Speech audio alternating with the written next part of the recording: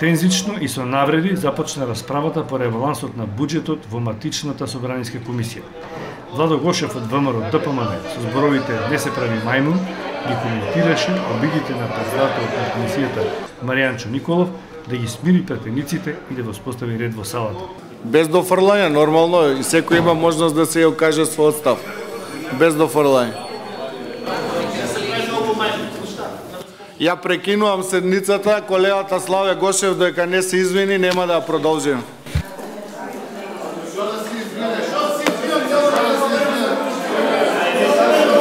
Економските неприлики во Европа или пак нереално испланираниот буџет се причина за најбрзо донесениот ребаланс на буџетот во Македонија во незината историја.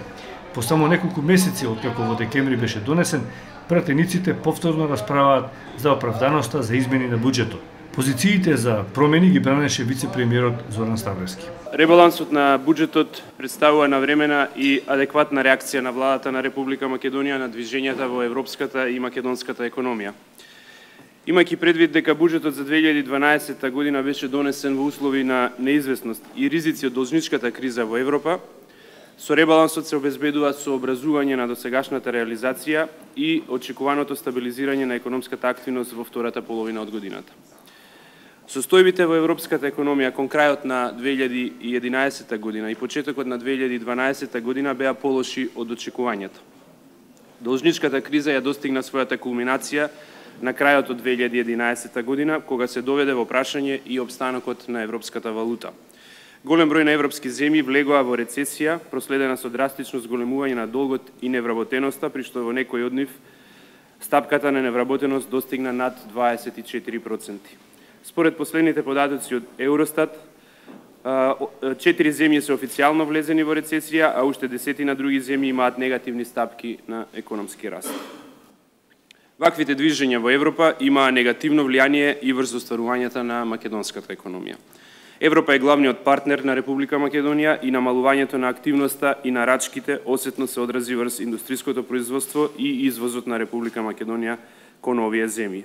Причините за овој ребаланс не се однадвор, туку се вашите нереални планирања, реплицираше Маријанчо Николов од СДСМ. Се фалите дека сте ги добивале битките на изборите, а не гледате дека ја губите Македонија. Ниту еднаш за овие 6 години не успеавте да ги ставите државните интереси, интересите на граѓаните и стопанството пред теснопартиските интереси на владата која што ја водите. Сите буџети беа преобемни и за граѓаните, и за економијата и не доведоа, за жал, до развој на Република Македонија. И господине Ставревски, за овие 6 години се што сте успеале да направите е да ја задолжите Република Македонија за повеќе од 1 милиарда евра.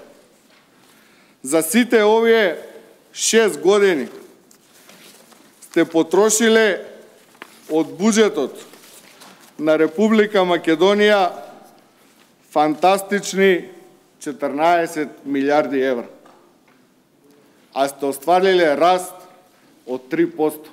Зошто велам дека буџетот е себичен? Со овој ребаланс од вашата комоција кратите многу малку, а најмногу кратите од потребите на граѓаните и економијата. Замислете, кратите од здравствената заштита на лицата кои се третираат со диализа, кратите од лекување на ретки болести, кратите од обезбедување на инсулин, кратите од превентивната здравствена заштита и задолжителната имунизација на населението. Ај, кажете ми што да очекувам. Капитални расходи кратите 90 милиона денари. Кратите инвестиции во енергетика, во гасификација, во железници, патишта кратите 15 милиони евра. Од што ќе се развиваме? Од реклами? Па не се развива од реклами. Од врби у Вардар и од тоа нема да се развива. Од фасадите и тоа нема да развие Република Македонија.